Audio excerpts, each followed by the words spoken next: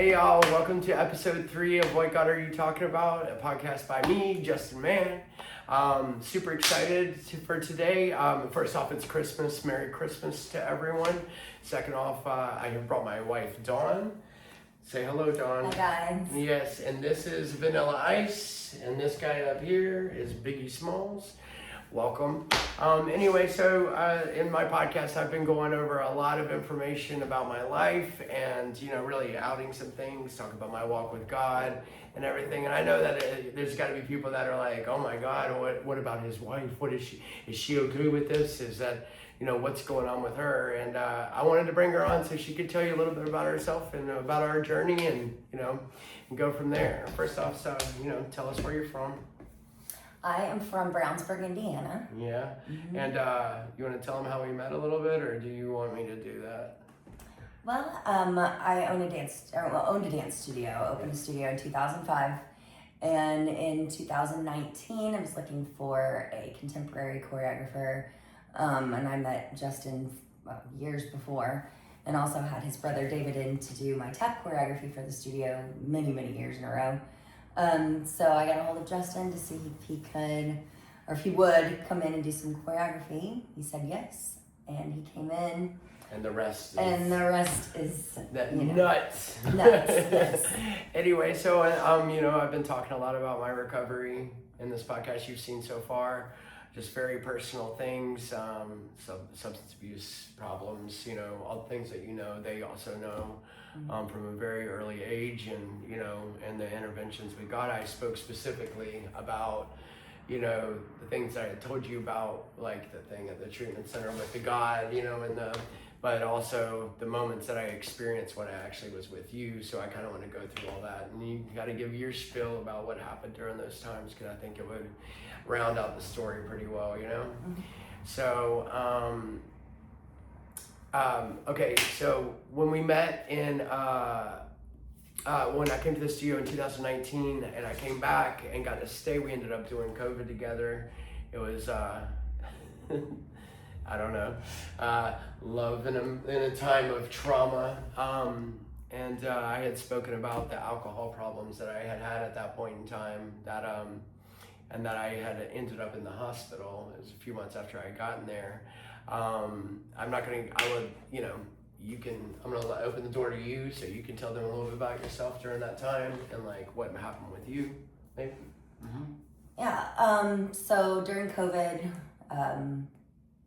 we were drinking quite heavily, not quite, very, very heavily, and, for quite some time. And in the summer, Justin was rushed to the hospital. We were both trying to quit, and he went to the hospital for withdrawal. I was taken by ambulance. The next night, I was also taken by ambulance to the hospital for alcohol withdrawal. I spent 3 days in the hospital, and a long time after that, trying to get my physical faculties back. That was affected both of us very severely. So that's COVID. Yeah, that's COVID. And then when we got sober, so we were on this journey together is what I want to get to you guys, that we were both, she's got her story, I've got mine, but we have been through a lot together, especially when it comes to alcoholism, substance abuse. We've been supporting each other through this whole thing, and it's been up and down, and right now we are actually on the back end of a really bad season. It's kind of, we were talking about it today, just like where we were just a year ago, and the people that were around a year ago know exactly what we're talking about. It was heavy, and it was a lot, and we lost a lot, like friends, things like that, because of this, but we pulled it together in May, and so it's been really amazing. So in this podcast I am talking about God a lot too. What you want to, like, why don't you just tell us, like, what is your relationship with God? Well, like, where did it start? Like, what, just like, you believe, right? Yes, I do believe. I've always believed in God. I've always kind of wanted to go to church as like growing up and stuff like that, but my family didn't go to church, and that was just something that we didn't do. but when we came down here, actually no, when you moved into Indy, Justin, you introduced me to Elevation Church and Stephen Furtick. You know, we were up in Indy, so we'd watch a little bit, listen to some of the music was, I guess, what got me. You know, because you think church music or, you know, whatever, but that was not Elevation for me at all. And then we would again listen to Stephen Furtick, sometimes, not all the time, but sometimes. And, you know, during this time, you know, it was always up and down. I would be sober for, actually, I can't say sober, I would be not drinking for a time, and then, you know, like start drinking again. Generally, one of us kind of sparked the other, and yeah, it wasn't good. But a time we were, I think we were not drinking, but we did go to the Elevation Nights, and that was extremely special and out of this world, and it was absolutely amazing. They did come to Indy, so it was really, really cool. So I guess as far as my belief in God, it's been something I've always believed in, but nothing that I've ever felt like I had the knowledge, like the stories and the things like that. I just was never brought up like that. When we did go to church in Brownsburg for a little while, on and off again. When we were good, we were really good. When we weren't, well, we weren't. Yeah. Yeah, we should shout out Drew from Church at Maine. Amazing, definitely. thank you. Yeah. Yeah, he married us as well. Yes, he did. Good man. But last December, that's when I had lost my job, and I spent about 6 months on different house, but on this couch, doing nothing but drinking, and it was a really, really dark time. And then we were getting evicted, and Justin said to me, you know, you have to leave. We can't have people here moving us, helping us move, and I can't even walk. And I couldn't at the time. I had fallen, broken my tailbone, broke my hand. And so at that time, basically he said, gotta get out. So I went to detox, and that was 7 days. And I'm not sure what happened when I was walking out of detox, but what should have been the absolute worst time in my life, we had got evicted from our home. We weren't doing well in our relationship at all. Actually, yeah, we had ended things for a second there. Well, I did. Yeah, you ended things with me while I was in detox. And walking out the doors, I don't know, everything lifted. I felt the most at peace I'd ever felt in my whole life. Again, going through the darkest time I've ever gone through. There was just a peace about me, and it was amazing. And I don't know. I know where it came from now. It was God. It was definitely God. And finding that has made me find my sobriety. Not drinking, but my sobriety. Working a program.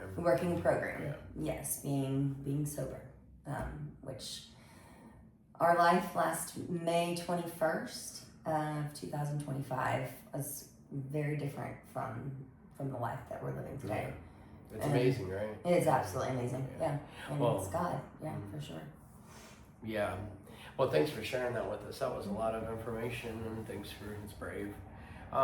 So, I talked to these guys about, I've been very honest about everything, and we're talking about, tell them how long you have.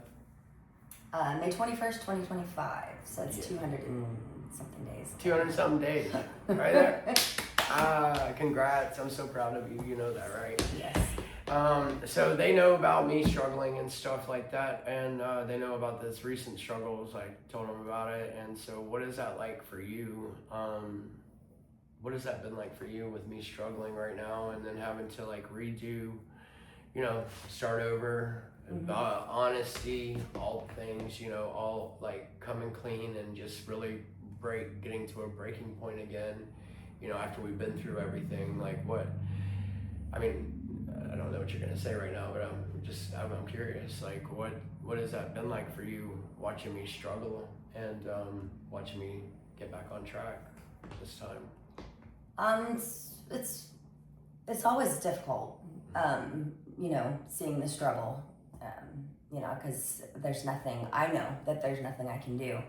I know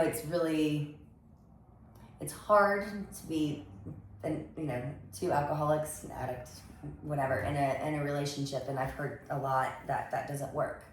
But there are a lot of pluses to that as well, because I do understand the struggle. It doesn't make it any easier.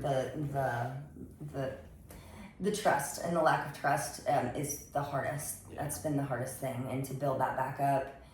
And then so many times, you know, it happens again.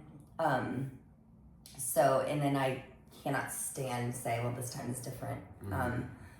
But I'm just, you know, pray to God that you're okay, that He watch over you, and that I just want you nothing but honesty. No matter what, I'm always here to support you. But you know, we've had a lot of conversations that, you know, I don't want to make the hard decisions. I don't, because that's not what I want. I know I will be with you for the rest of my life. And you make me very, very happy. And He's the best man I've ever known, even through the struggles. You know, but getting on the other side of it, and I think I've said it before, when you're great, you are absolutely amazing.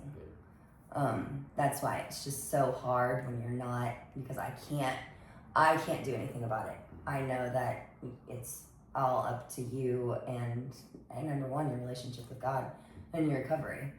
But I will always be here to support you, you know, whatever struggles you go through, because it's life. It's ups and downs, you know. The main thing is that we are strong in our relationship with the two of us, and especially with God, and yeah. All right, so awesome. Thank you for saying that, or answering that. That was cool. So with this platform now that I have, you know, I guess the one thing I'm curious about is that, like, you know, when I came to you with this, I told them about that night at Amazon and like that wild, do you remember that day? Oh, yes. Okay, so because I told them about what happened at Amazon, got them to that morning, and then I don't remember exactly, but I remember what happened. I remember the actions that were taken. Like, I know I started writing a book. I know I told you about it, but I just don't remember how I approached it when I did talk to you about it, because it was a big deal, you know? Like, oh yeah, I was asleep. So yeah, you walked in the bedroom and it was. Oh, I woke you up? Oh yeah. Yeah, okay. It was a whole thing, you know, and I was scared. I was like, what happened? Is this bad? Is this good? Right. I don't know what's going on. But it was something that was obviously, you know, on the forefront of your mind for for a very good reason. Yeah. And then, yeah, it was quickly after that, if not that same early morning when you got home, that you said that I need to write a book. That's what you felt like God was telling you. Yeah. What is that like for you? Like, you know, when I came in, you know, not necessarily that moment, but when you realized that this was actually something that I was going to do. I mean, we ended up on a podcast, but you know, the attempts to write a book or to do anything, like I went to college for a little bit, whatever. But now that it's actually happening, and then like, what is that like for you, knowing that I've aired out all of my business in hopes that it would help somebody? Like, were you ever scared about me putting that kind of information out there? And no, my reaction to that was finally. It's about time. You know, it's something you've been talking about for a very long time, and that you felt led to share your story, and you know, to help even just one other person. And I've just been waiting for you to be ready. And you know, I told you from the beginning, I'll support you whenever you do. I can't write a book for you. Yeah, right. But you know, I can be your biggest cheerleader and do whatever you ask me to do. That's nice. And you are. You know that. I love it. I guess. So with this though, so now that you are a part of it and everything, what do you hope? What do you hope comes of this? Do you see it helping people? I do. The person that I see helping the most is you. Yeah. Which, sorry, I'm a little biased, but that's the most important thing to me. But no, I think that my hopes for whatever this is or is going to become is that that you will be happy with it, and that it will be a platform that you can talk to whoever's out there, and share your story, your thoughts, and hopefully someday very soon, hopefully today, people will get share their stories with you, because I think that's something that you're really looking forward to. Yeah. I see that happening for sure. I would love that. Yeah. Which, by the way, what God are you talking about at gmail.com? Stories, my direction. We'll talk. Yeah. Anyway, sorry. No, you're fine. I think that what you need is a schedule. Yeah, a to schedule. keep on. And you're a little bit. All Did you over. tell them that you're ADD or No. whatever that is? I think they can Or figure we're it out. all over the place. Yeah. Yeah, so just kind of nailing those things down, and hopefully realizing that anything that you say and everything that you're doing is like, don't second guess it. Just say it from the heart, and say it from how you feel, and that will reach more people than if you're trying to make it perfect. Yeah. Because that's not a possibility. Right. Mm-hmm. I know, and I keep sorry, y'all. Like, I'm trying to stay on top of this. I'm trying, but then I second guess. I walk around beating myself up about like it being perfect, and I'm trying to do the best I can. But I don't know. It makes me feel good when I do it. I just need to, when I do it, never mind. But, but when I do feel good about this, I feel like it's something good, and I do believe that God put that on me. I've told you that. I mean, and the things that happen, it's just a matter of staying on top of it, which I really going to try to do from here on. I'm not doing any kind of resolution, because I just don't dig it. Like, I don't like doing that. I think it should be something that should just naturally, like, let's do this, be important, help people, or at least try, So, all right, cool. I do have, like, what this is like, if you have that moment right now to say whatever you would want to say, period, right now. Do you have anything that you would say? First and foremost, I'm very proud of you, No. because what you're doing and what you've done in the past couple episodes is very brave, and not a lot of people would do that and share what you've shared. I have a lot of respect for that. I'm very proud of you, and I just pray that this will reach the people that you want it to, and this will help you as well, because I think that's the whole thing. You helping other people, other people helping you, of course God, Yeah, of course. Yes. Yeah, but I'm very, very proud of you, and one thing that I will tell you is you've got to get out of your head and just talk. Yeah. Yeah. It doesn't need to be perfect. Right. And I love you very much. I love you too. All right. Well, that is our conversation for right now. She will definitely be back on, diving into some new territory next week, and it will be next week. I'll make an announcement later, but I hope you all have a very Merry Christmas. I think we should pray real quick, and then we'll head out. All right. All right. Dear Lord, thank you for everything. Thank you for the air that I breathe, everything that you have blessed me with.